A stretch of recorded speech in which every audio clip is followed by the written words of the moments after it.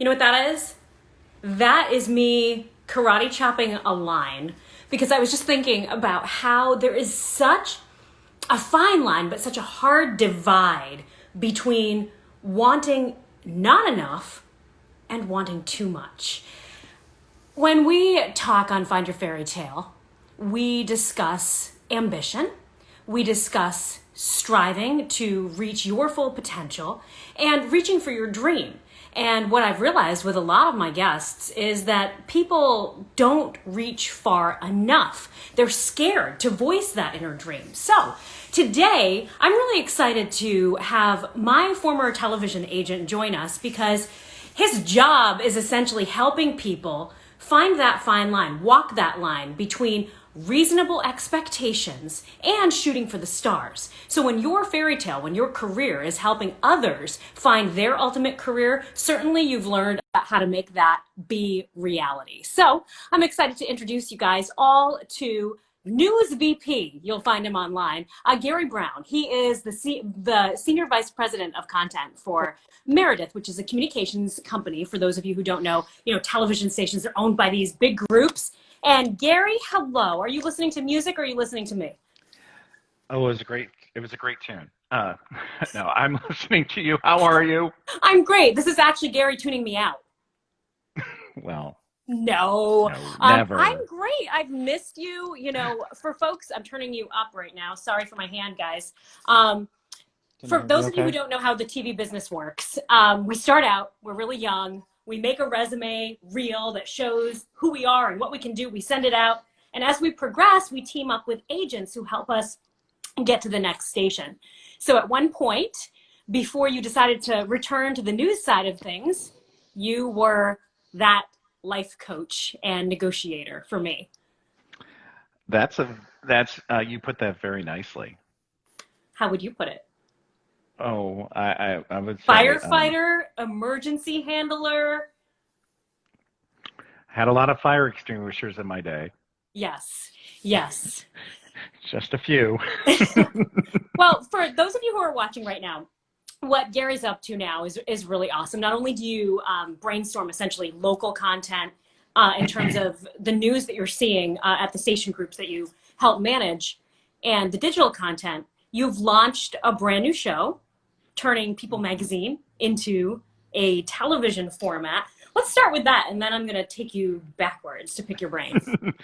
Well, it was interesting. I've been lucky in that I have a lot of people who work on the show.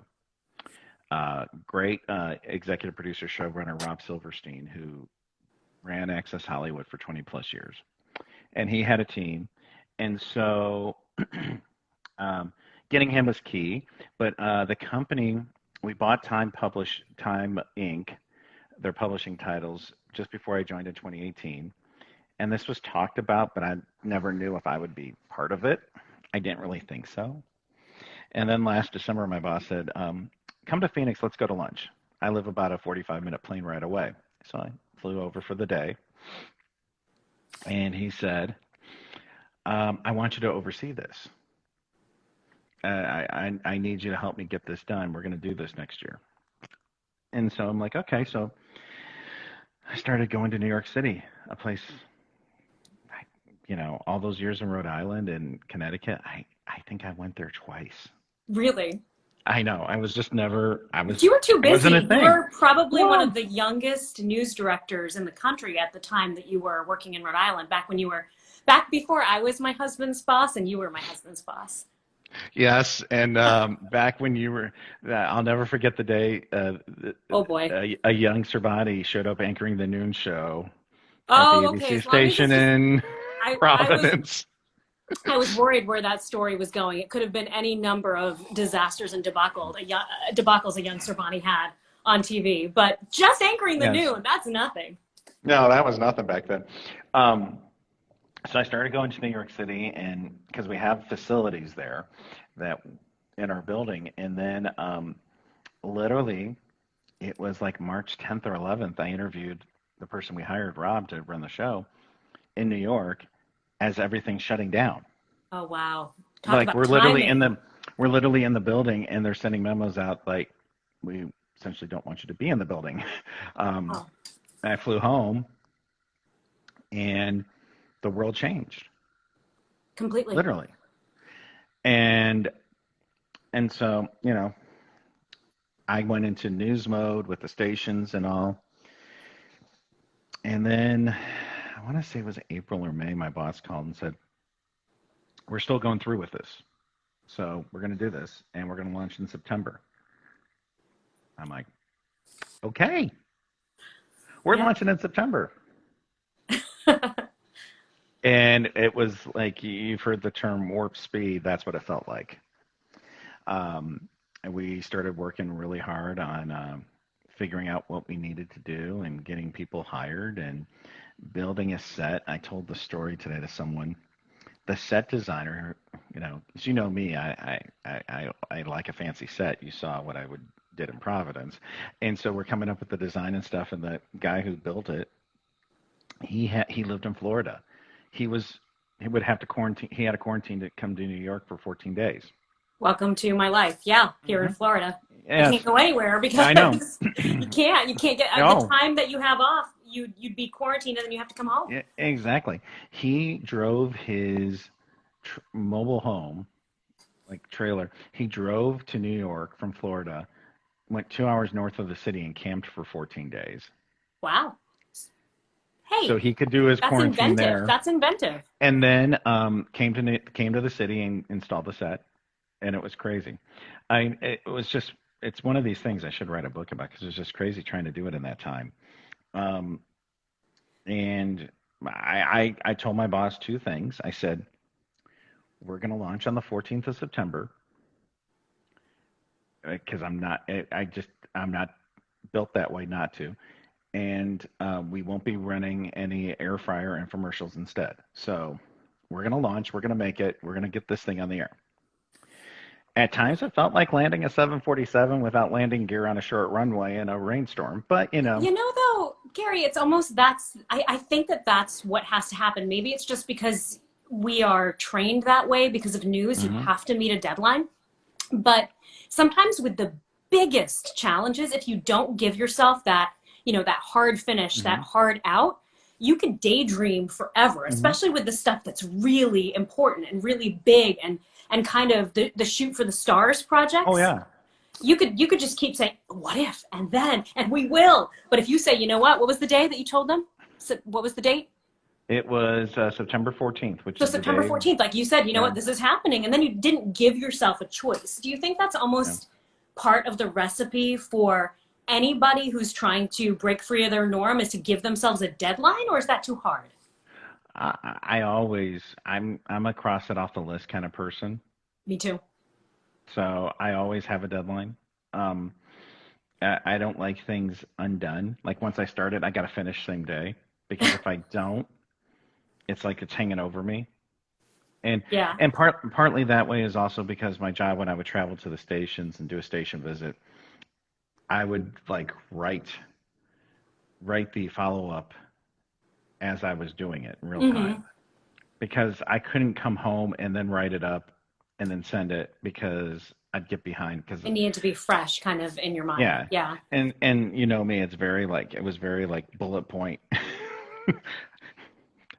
Just boom, boom, boom. Not getting into very flowery descriptive language because that's not me.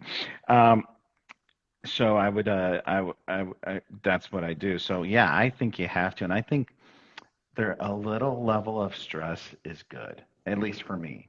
I kind of thrive off it. I do However, too. a lot of people may not, but for Hmm. me, it's worked for the most part. That's interesting. It's a question that people could ask themselves. They could say, do you melt down in stress, or is that the good thing that drives you?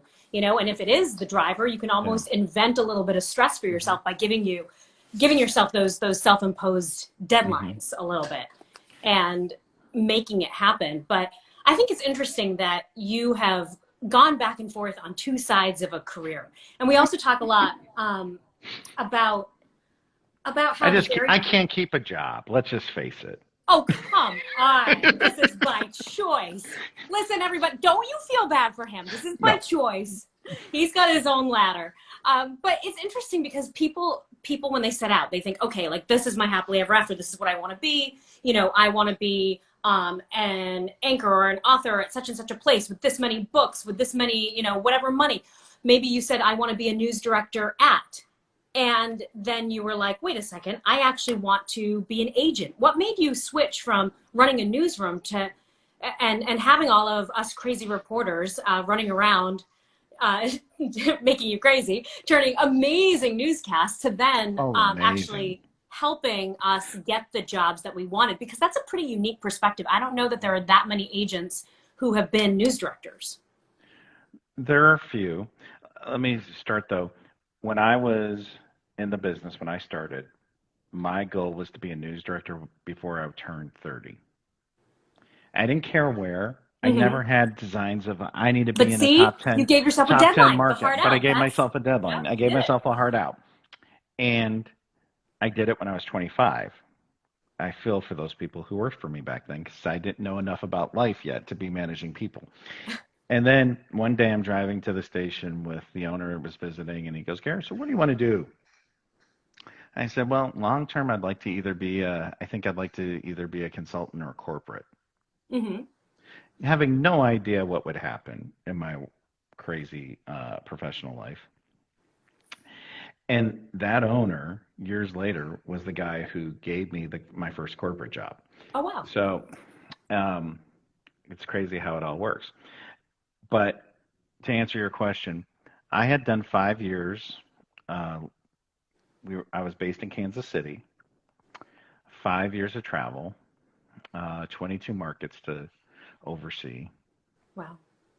and the company was selling. We never planned on owning the stations long term.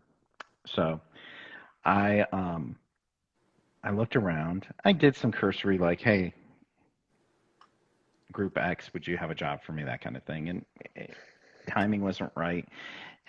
And meantime, I had this opportunity to become an agent. And the more I thought about it, I haven't necessarily always done the traditional path. Years ago, I was a news director in Toledo, launched a Fox station. About 2 years in, I was like, done.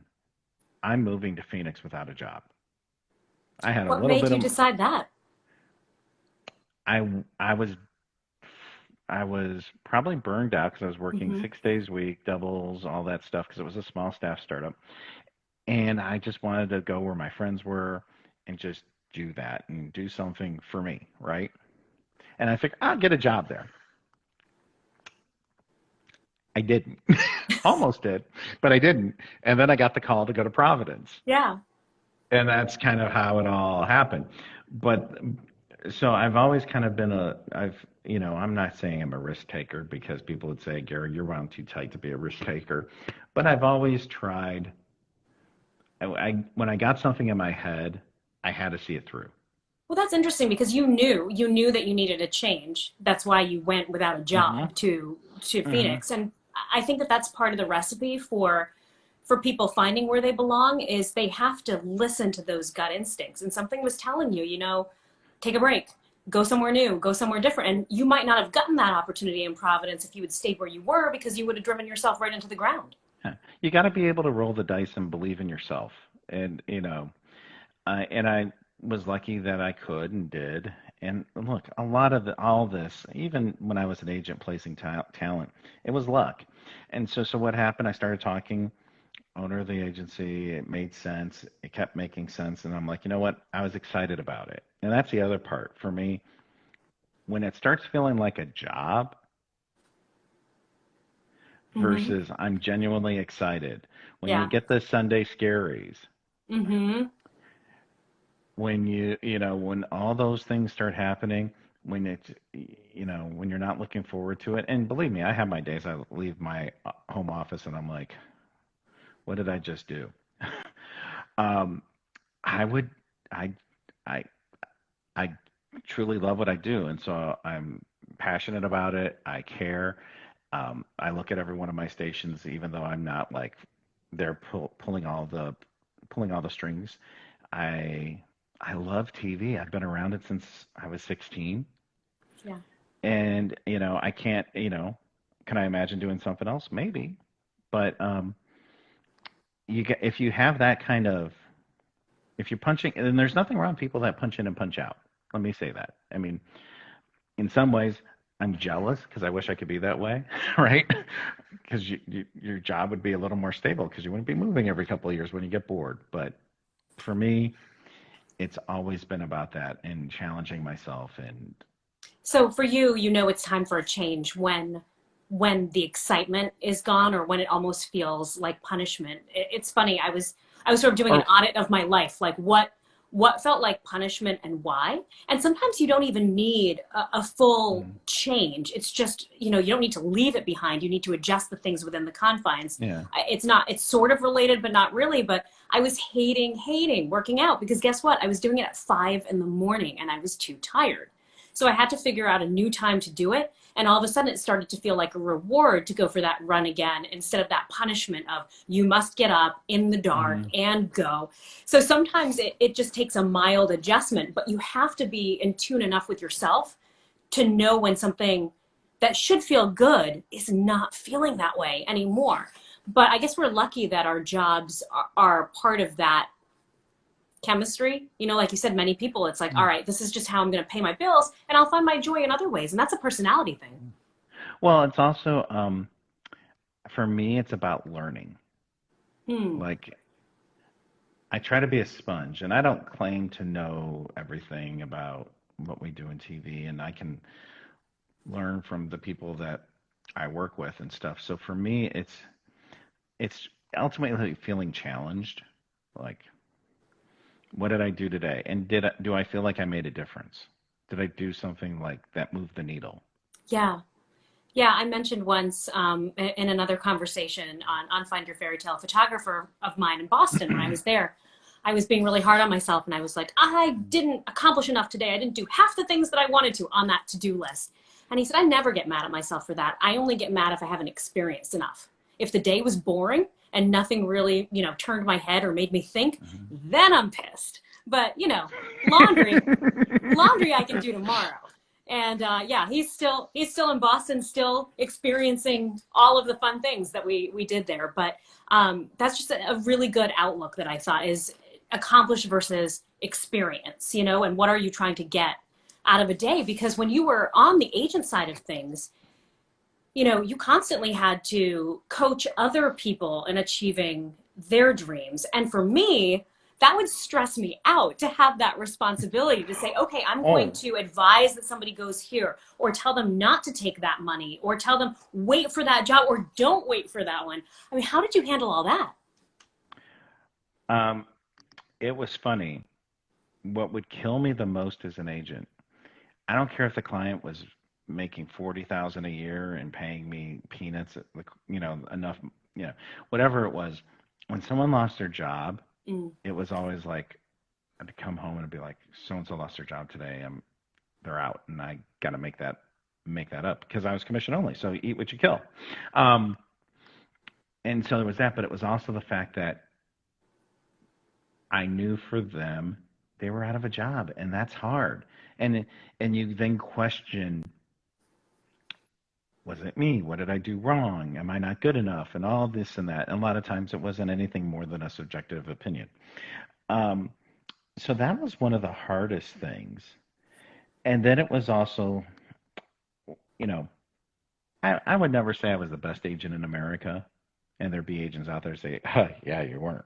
Um, but I was always true to one thing. If you asked me a question, I gave you an honest answer. You hmm may not have liked the I answer I can gave. attest to that. And You, I can tell you too, guys, his honest answer I always knew was coming by the way he said my name. Do you know you do that? You'd say, Sorbani. And hmm when there was like an exhale at the end of Sorbani, I knew the truth was coming, which is why we named it Garapy, which was therapy from Gary. So we would get some therapy where it was more than just the, hey, should I take this job because it's a good opportunity? Those were the questions of, should I take this job because it's a good opportunity, but it moves me far from my family, or it doesn't put me on the trajectory that I thought I wanted to go on. I'm changing my mind. It was those bigger questions. And I think that as an agent, you have to help your clients say, okay, am I living my life to serve my career, or Hmm. is my career serving my life? And for me, I had a big switch, especially after I had my son, where it was, I want my career to fit in with my life, and I want them to serve each other. It's not necessarily one, they're now in tandem, and they're here. It's not, when I was in my 20s, it was okay, like this is my social life, these are my personal relationships, and this is what I'm chasing. And that was great, but it was unsustainable for me personally.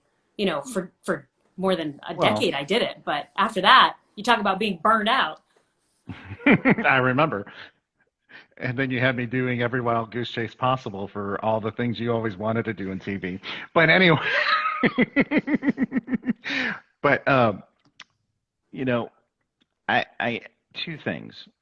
One, I always wanted to be honest, and the one thing for those in TV who are watching this, you know, I would say a lot of times agents feel like they gotta we want to be supportive of you know their clients, and I get that to a fault. That's because that's your job. You're getting paid. You represent them. But too many times I would hear fellow agents talking to the clients, and it's like you're telling them what they want to hear Hmm. versus telling them the truth. Right. And I've And had agents who've done both of those things. I've had people tell me the truth. I've had people tell me a beautiful smoke and mirror show, and it depends, what you want. well, and it's also you're going to hold them accountable later. But the other I mean, thing, I will. I know, um, but the but the other thing I would say, you always will, you know, I would like to say life is perfect and every job you take is great and you get something out of it. And you probably always do, but I always feel like you have that one was like, that's my mulligan. That's the one I was like, man, never should have done it. And I had one of those. And I was thinking one day about it, and I'm like, you have to remember, Garrett, it's their sandbox. You get to play in their sandbox. Hmm. So then I came up with a saying, and I would use it as an agent. Hey, it's their sandbox. If you don't like the rules of the sandbox, you go find another sandbox to play in. But just remember, you never own the sandbox. Hmm. So you never own the rules. Yeah. You started And out, what, 25? I think about being 25 in the business, and you think you can rebuild the sandbox. You think you can you're going to create. Home Depot to get the sand. Yeah. Yeah. You're taking down the size of the sandbox and you're building an entire, Yeah. playground, a city. But Hmm. yeah, I You mean, that's never. that's the thing that you learn is you are a, and I don't mean this in a belittling way at all, but No. you have to learn that you're a cog in a much bigger machine. So to stick with your sandbox analogy, the best that you can do is build a sandcastle in that sandbox. But you have to understand, where you're building. Well, you have to understand that, and you have to understand that, you know, it's a job for a reason, right? And, you know, Yeah. um, and I work-life balance is important. I was like you. I worked, did my career, and missed out on a lot of things. Um, but, you know, you you just have to understand that it's to succeed, do you have to be all in? No. But you got to understand your role and you have to understand we all have different abilities when it comes to how much of the rules in the sandbox can we take before we're like I just can't deal because Hmm. I'm my priorities are different, my rule set that I want to play by are different, and and that's when it usually goes off course for lack of a better word. So, whether someone's in TV or not, when stuff starts to go off course, or maybe internally they're just kind of suffering. Sometimes, look, we don't all have the luxury of saying, well, hey, I'm going to quit and find a new job. We have Nope. responsibilities. We've got our bills to pay. But at what point would you advise it's time to call it quits? It's time to change.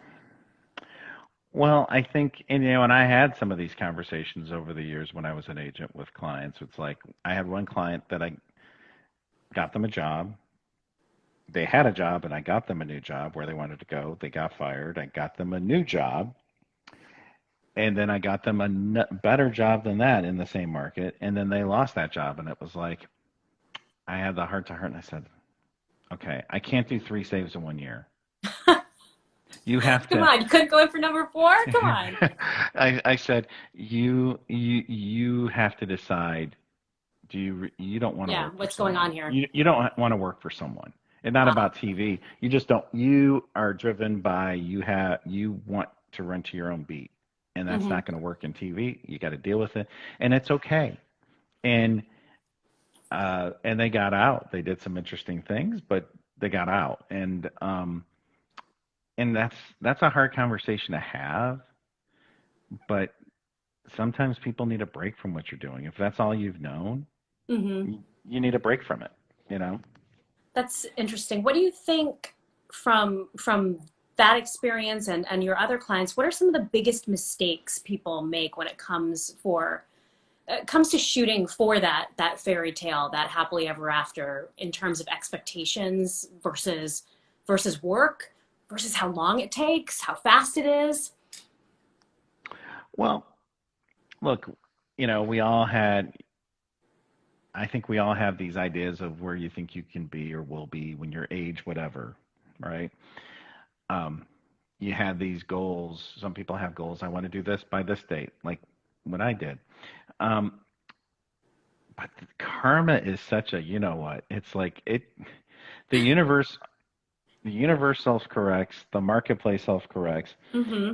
People would ask me, well, why am I not getting a job? And I'd be like, well, I think the marketplace, after a while, we have to ask ourselves, is the marketplace telling us that maybe we're striving too high or too low sometimes? And, maybe we need to kind of course correct a little bit here. And that's a hard conversation to have if someone has aspirations to be a top 10 market and the marketplace is saying, well, no, they're not ready. They need to stay in Mm-hmm. market 40. That's a hard conversation to have. That's hard for someone's ego to hear. But sometimes that's the reality. And as much as we all try to control our careers, our lives, 2020 is a great example. What do we have control of this year? Those two zeros in 2020? Zero. Nothing. Exactly. And when you come to, if anything else, if nothing else comes from this year should be the reckoning for everyone to be like, we really have no control over anything. You It's just just control your your reaction. reaction. We control our reactions to it.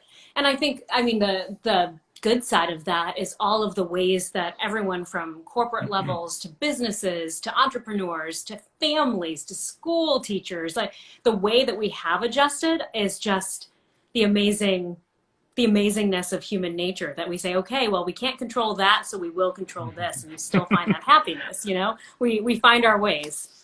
I do have a prediction, though. I do think it's going to be really interesting when, not this isn't a political thing or anything like that, but once the vaccine is out and people Hmm. get vaccinated, and that's people's choice if they do it or don't.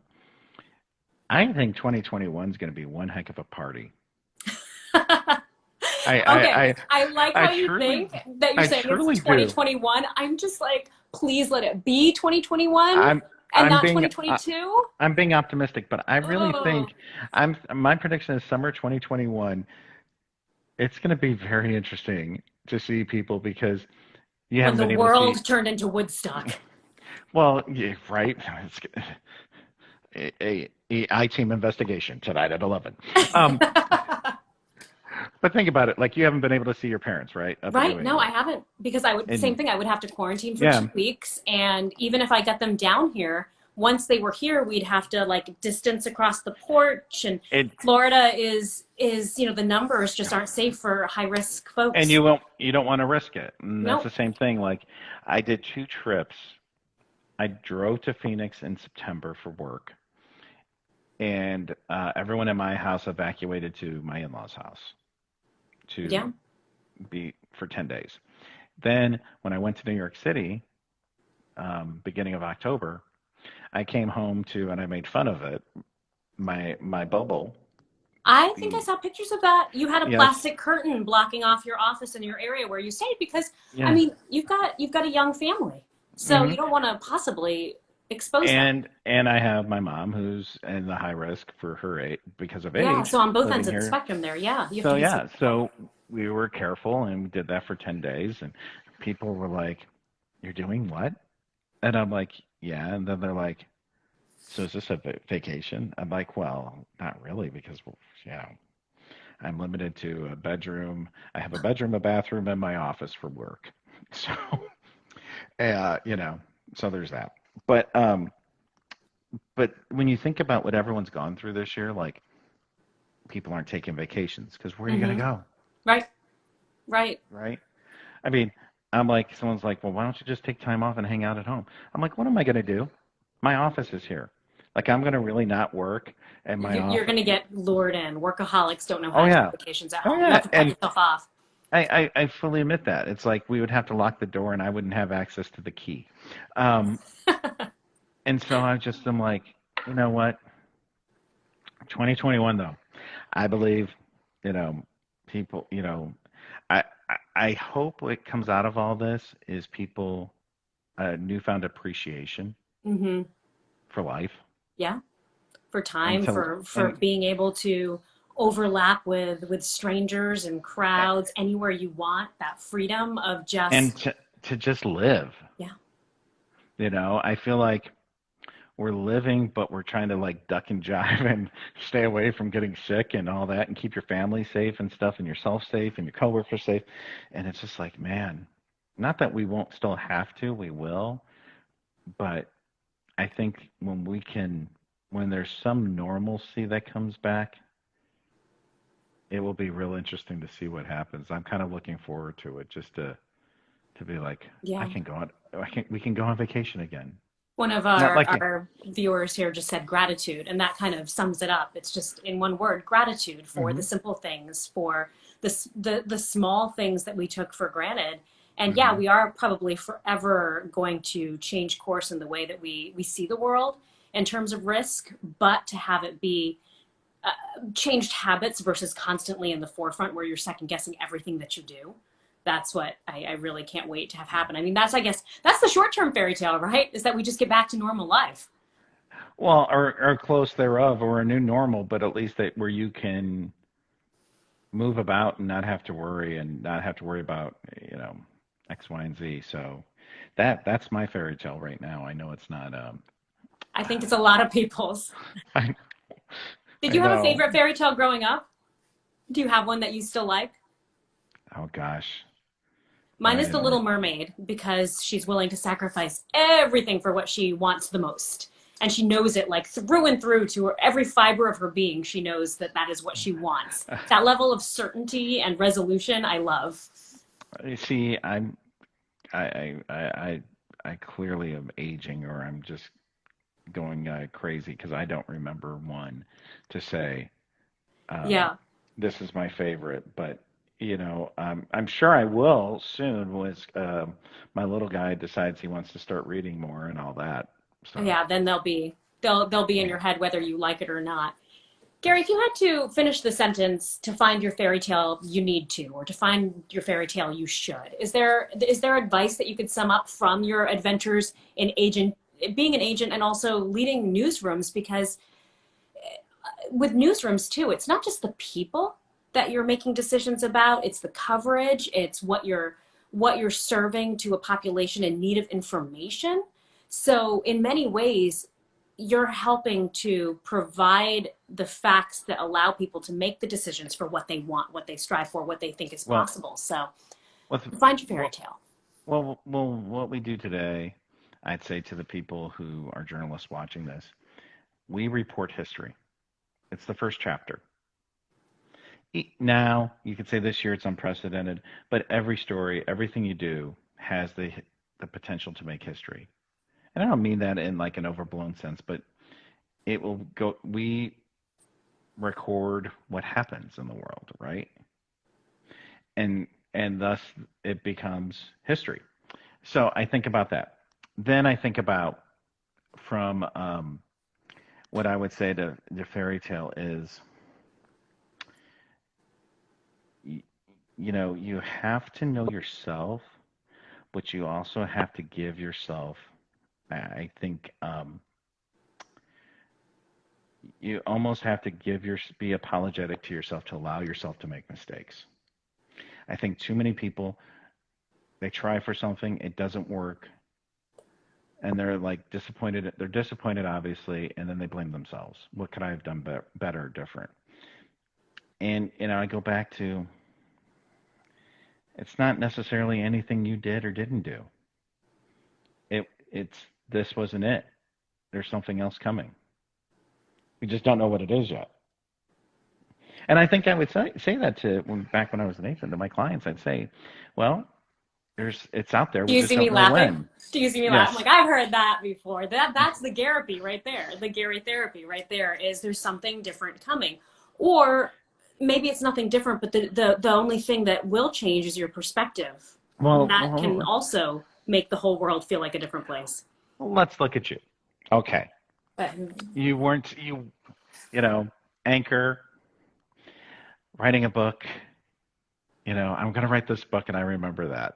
yeah, I remember, and now you didn't just write a book. You're now an accomplished author. But I bet there was a time where you probably say, "I never saw myself going this route." You saw oh, for sure. you saw yourself at a network, anchoring a show, or hosting a show, or something. You saw at one point, and I don't mean to get in your business, but for Oh no, I've said the that. fairy the fairy No, tale that's the honestly fairy why I tale has started this whole conversation was actually because on my 40th birthday I was looking back on things that I'd written to myself and I realized I hadn't been very nice to myself. I was very hard on like what you're saying, saying what you failed at and looking at what you aren't instead of what you are and what you're going to be. And I was like, for anybody on the outside looking in, I'm a happy person. Me looking at myself, I'm a happy person.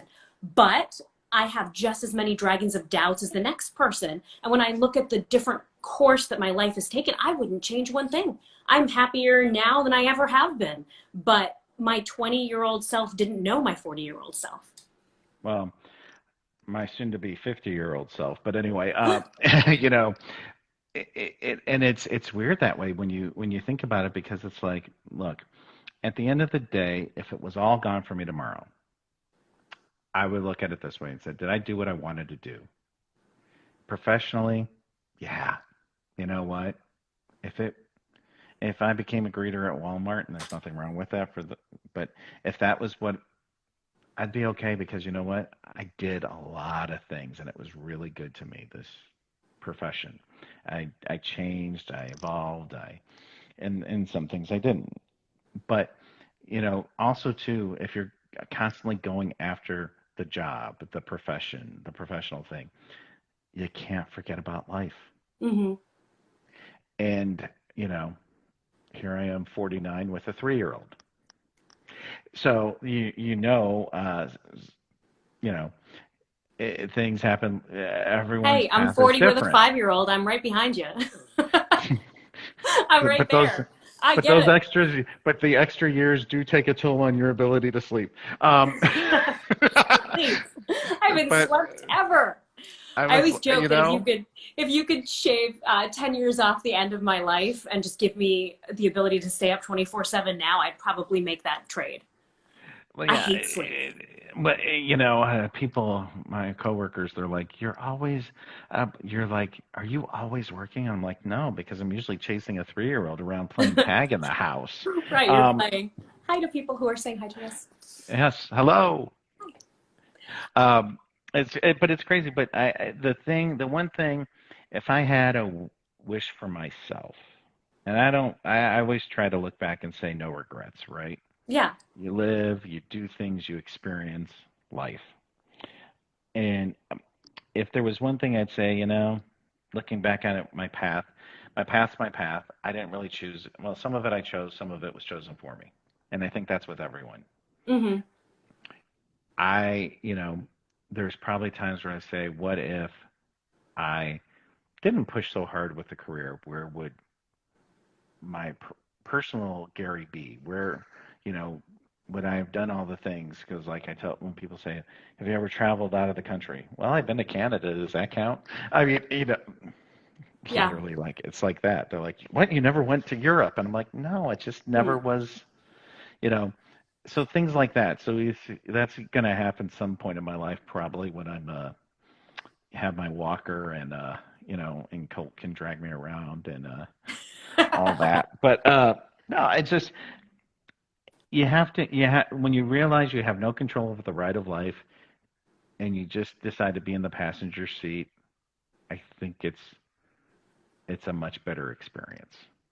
I'm glad. I think about, what will I teach my son about ambition and drive, and do somewhere along the way, do we get told to push too hard? Do we lose track of those smaller things, the life side of things? And I don't know if, in a way, when you're young and you have that energy, that is the time to, go full steam ahead and push, push, push, push. So when you do fly out the other side, you have a little bit of a sense of perspective, and you don't have those regrets, and you don't have that sense of yearning. You feel like you're right where you're supposed to be.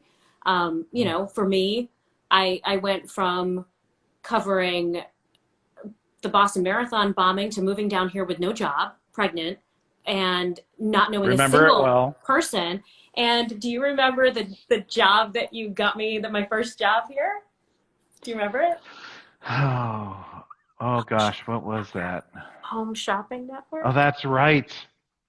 Yep, That's right. I had to sell I was selling hair products. I wanted to try something different, guys. I was You like, you know what? did. I'm down here, like nobody knows who I am. I'm sure I was like a serious journalist up in Boston, as serious as I could be, but it was I wanted to try something different. And I everybody was forgot like, well, about why don't that. you go to the Home Shopping Network? Because you can talk forever. You could sell anything. I'm like, yeah, this will be so fun. So I went and auditioned, and they said, you have to bring in a product that you really like and just talk about it. I was like, product. I guess I'll bring in my flat iron because I just bought it the other day. And sure. So that's what I did. And I got put in, like, I think they have maybe like a deck of things that people that you can hire to help sell your product. If you've got a Hmm. product, but you're not very TV friendly or you're shy, Hmm. you can like flip through and go, oh, look at this Sorboni chick. She knows how to sell a hair product. We'll pick her. So off I went to sell a hair thing that made your hair like I voluminous, right? I And remember now. I remember it was oh wasn't yeah, it like at midnight or like overnight or it something was, or like. we didn't even think about that. We were like, oh my gosh, they're paying us like hundreds and hundreds of dollars like a minute, right? I was so excited. And Mhm. then I didn't realize that you're on for like 15 minutes of airtime, but you have to sit there for the for next f- 15 minutes. hours for Right. So hours. really, really, you're actually getting paid that amount of money for 4 days of work, not for the Someone 15 minutes that I thought. someone said I remember it well at 4 a.m. I remember it too That's my because I best heard friend from them. Boston. Yep, she tuned in to like root me on. Because I remember I got a call. You called me that day from inside, and you're like, Garrett, I'm just sitting right now, and I did my 15 minutes, and now I'm just sitting, and I have to wait it out. And I'm like, No, no, oh, no. blah, blah, Yeah. blah. And at that point, I think I was still, I still, gosh, now I'm like, Volume, Volume. That was the name of the product, Volume. I still had little tiny newborn Hmm. Jace. And so it was hard for me to be away from him. But it was also, I got to sit in a green room that had endless gummy bears and snacks. And it was so fun. And the whole place was like, Charlie and the Chocolate Factory. You went in there, and one direction there'd be, blenders going that way, sneakers going Hmm. this way, computers that way, and everybody, dressed in the vibe that they were selling. So you'd see like fitness folks in one direction, high heels the other way. It was like being inside a magical circus. So again, was it necessarily the right fit for me long term? Maybe, maybe not, but I had a hell of a time doing it, and I met But the hair models. It was great. if you hadn't done that, you would Yeah. have always wondered, what if? Yeah, what's that like? Mm-hmm. And that was kind of what drove me to do the agent thing was like, if I don't do this, what if? And then, and it's funny, someone just messaged me. They're like, one of my former clients just messaged me and said, you know, WTF, um, you know, why didn't I get one of those gigs? So, I tried with everyone. Yeah. I did. Uh, You know, I would do it. You know, but it's funny. I would do it again. Like at the time, it was so overwhelming because it was so new.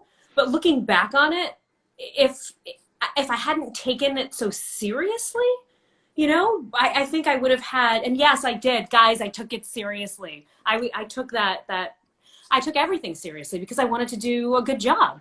And so I was worried if it wasn't, selling enough, and I would watch the numbers in the corner. And if the seller didn't seem happy, I felt responsible. So I got immediately vested in that. I'd do it again. It was an well, adventure. the one thing I'd say too, for those out there who say I need to take a break from life, take a break from the professional career, it doesn't mean you can't come back. I can't tell you how many clients. There was one um, had been out for like, gosh, I don't know how many years. Came to me, I met them. Um, they were in Florida at the time. I was in Orlando visiting. It was like my second home for a while there. You know who.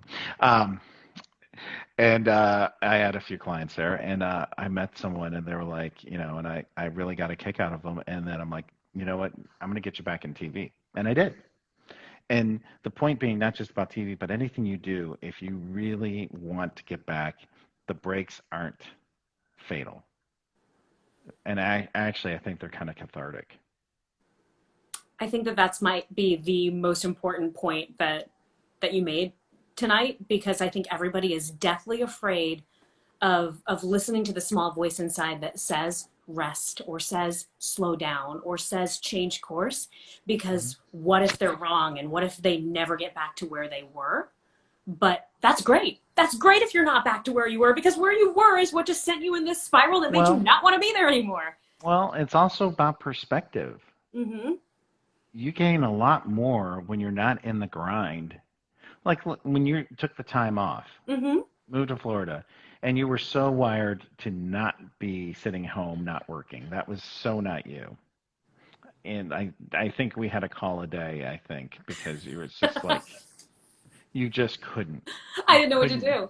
But You didn't know what to do. I You didn't had know what to Jace, do.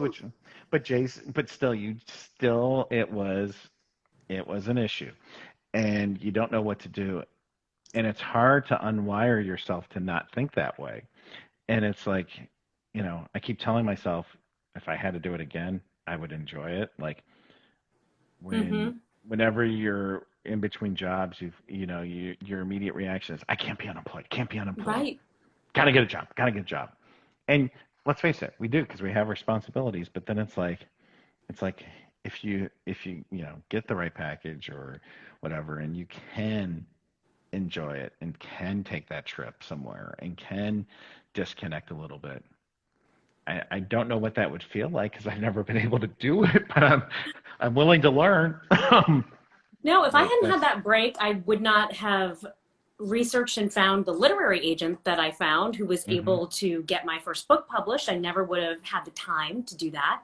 I also wouldn't have had time to be as in tune with my pregnancy as I was, which was what made me notice right before Jace was born that he had stopped moving in my belly. So I was able to go be induced and have the emergency C-section and stop a problem from persisting. hmm And I always wonder if I had been on the grind of news, getting up at 1 a.m, driving in the car, rushing, would I have been sitting there like I did, floating around in a pool in Florida, just hands on the belly, thinking like, are you moving the same as yesterday? It's everything happens for a reason when you look back at it with that hindsight 2020 cliche that is well, so true. I have to tell this story real quick, and I know we could do this for hours. The other thing that was interesting for my path was the people you meet along the way. Mm-hmm. So, okay, so I said how the owner I worked for years ago, and I said I wanted to be corporate or a consultant, hired me, then gave me my corporate job. So the phone rings when I'm an agent, and it's a good friend of mine who's my boss now, and he calls and he goes, and we've known each other now 20 plus years. We worked in a newsroom together in Toledo. I tried to hire him once. He said no, rightfully. Clearly was more successful, the smarter of the two of us. But he called and he's like, we always talked about doing something. I'm going to get promoted, I think, and I want you to work for me. And I was like, and I enjoyed what I did. I truly did enjoy my clients and the job, but I was like, you know, how do I say no to this? Mm-hmm. And, so the point with that is it's not that cliche about, well, you never know, that person you work with tomorrow, today, with where they'll be tomorrow, Yeah. but it's about the relationships. And yes, there are people that don't like me who, felt I did something wrong or whatever over the years. It just, I wasn't their cup of tea and vice versa. And that's fine. I mean, I don't like it, but I get it. But I've always tried to be respectful, do the right things, treat people the right way, even if we don't always agree. I think the gang, your husband worked for me. He knows. He worked for And you when you were 25 or 35, as the case may be, I think. I You were was young. third. I was 30. Yeah. I was Yeah. 30. That's young But to be a boss, my friend. I know. And but I always just tried to be like, just if you try to treat people right. I always believed in this loyalty thing. One of my bosses, who I worked for 4 times, was always loyal. And so I've always tried to take that and try to be that person. I'm sometimes better at it than other times, but it's always been something important to me. And so I would just tell people that those relationships today, those coworkers, those friends you have, you may lose touch, but then again, some point in your life, they're going to come back. Yeah. They Yeah. are your dotted lines. I think about that in terms, it's such an important point you just made, because I think about how I started as an intern and I ended up going back to two of the stations later on in my career as an on-air reporter and then as an anchor. And some of the people that I maintained relationships with, I ended up, working with them as co-anchors. Hmm. Some of them were my bosses. Some of them, you know, I never thought I'd be working side by side with. So you never know, when you're tracing the path that you're ultimately going to go back and circle on again. And that's what I always say. It's like you're already living your dotted line. You already are heading in a direction that you'll probably be again, just in a different, Oh yeah. with a different mindset. Oh yeah. Absolutely. Absolutely. But, it's been really nice to see you. And look, I'm not even calling you with problems. Isn't this great? Oh, it was great. I was trying to think the last time we talked. Oh well, I remember the day when I had to make the call. Yeah. I Yeah. know. And you're like, I'm switching gears. I'm It, dumping you by the side of the road. No, I'm kidding. Good luck to you, kid. No, you left us in excellent hands, and I was excited for your new opportunities. But it's fun to see what you're doing now, especially to see when there's so much changing with traditional media, and to bring People Magazine, which is such an iconic publication, um, into a new form, basically. to me, that to me, you know, was and it is the thing that I say, my goal is, I'm like, I think we've built something that will withstand hopefully my career and still be around, Yeah, right? You look at Entertainment Tonight going on what, 40 years, and I'm like, you know, it's pretty cool that you get to create something new. and Hmm. it new and that could outlast you. That So, isn't that the truth? That's the biggest goal for so many people, is to create something that outlasts you. And I think that's why friendships and family and relationships, I mean, that's the only guarantee that we have that we will be outlasted, is the memories that we leave in the people who love us. But then if you can create beyond that, a book, a painting, a show, a mm, song, something that even a greater group can appreciate, that's saying something. yeah, no, it is. And, I mean, and it's something, it's helpful. Like you said, you look back, like you found the letters to yourself. None of us do enough of that stuff. None of us, Garapi's back, I guess. None of us do. I don't know if any of us really do that and take that hard look and say, gosh, it's because you don't want to you don't want to act full of yourself. But sometimes it's like, you got to take a step back and look where you came from. Mm-hmm. And when I look back, I go, wow, my hair's voluminous now. I was just going to think back to the turtlenecks back in the day. But anyway. Listen, that was one turtleneck sweater, and you immediately texted me and said, do not wear that turtleneck sweater on the air again. What is going on with you? Like, but it's snowing outside. You're like, no, no. Never that. Don't care. Mm-mm. No. Mm-mm. You took care of me, Gary. You always took care of me. Oh my gosh.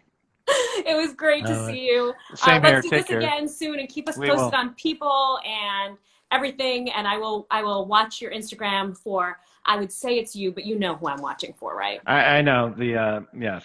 I'm The sure cute little diaper-clad ninja who runs your life. Yes, he does. He sometimes wears clothing. He's adorable. Yes. Thank you. All right. Good night, Take Gary. care. Thank you so much. Thanks everybody for watching. And see, Garapy will never let you down. Mm-mm. Good night. Bye.